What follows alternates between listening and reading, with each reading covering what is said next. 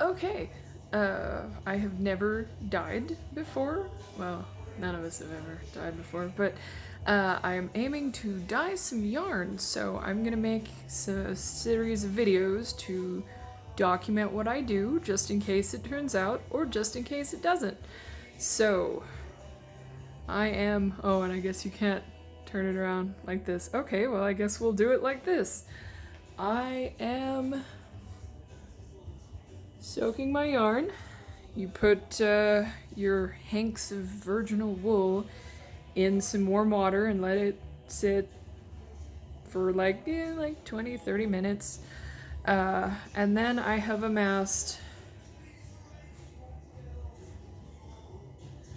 measuring device. Sorry, I should have thought this out better. Jars. Measure thing. Funnels, that's right. This stuff. Some of these. One of those. Some plastic wrap. One of these. Instead of squeezy bottles, I watched a video where they did the dye and then rinsed it out in between each time with one of these jobbers. We've got some vinegar. We have the thingies of dye from Knit Picks. We have a jar to correspond with each one of the colors. I have purchased a number of questionable pots and things from various thrift stores. This number,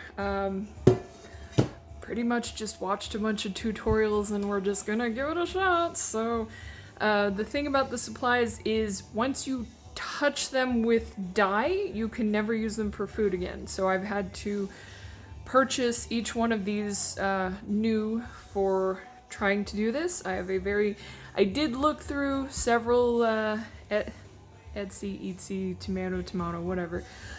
Several Etsy things to see if maybe the color scheme that I was aiming for already existed or if somebody wanted to do it for me. Not so much. So we're just gonna give this a shot. So the whole thing is, I said to a friend of mine who actually does this, what's the worst that could happen? I make a mess? No, this is powder that you don't want to breathe because it will hurt your lungs. Hence the mask and the gloves, which I already had because my little girl that cleans our house is pregnant, so I provide those to her anyway. So had those, bought everything else. So I'm gonna see what kind of trouble I can get into.